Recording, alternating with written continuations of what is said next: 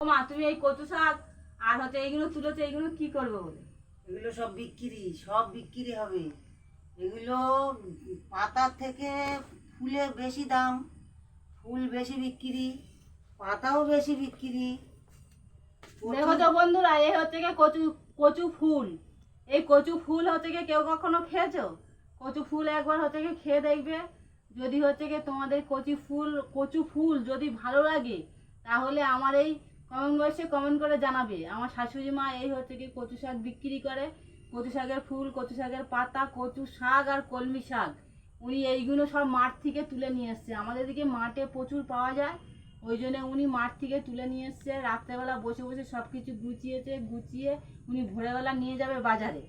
আমাদের আজকের মানে এইগুলো সব উনি গুছিয়েছে, আমি বাড়ি ছিলাম না, আমি তো কাজে যাই। উনি ওনার মতো এসে একা একা নিজের মতো নিজে করে গুছিয়েছে।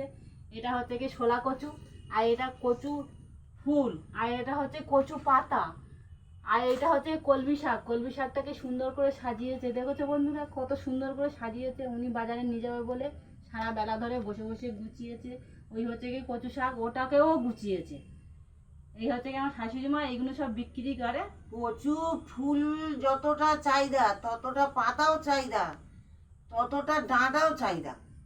যতটা পাতা চাহিদা, পাতার থেকে ডাঁটার চাহিদা। এবার চাহিদাটা বেশি। এই পাতা, ফুল, ডাঁটা, কলমি শাক এর লোকে দিয়ে উঠতে পারিনি। এবার আমার শাশুড়ি মা ওইগুলো বিক্রি করে। যদি বন্ধুদের যদি ভালো লেগে থাকে আমাদের এই শাক, আর কচু ফুল, আর কচু পাতা, আর কচু শাক, এই 4 রকমের জিনিস যদি বন্ধুদের ভালো লেগে থাকে, তাহলে আমার কমেন্ট বক্সে কমেন্ট করে জানাবে।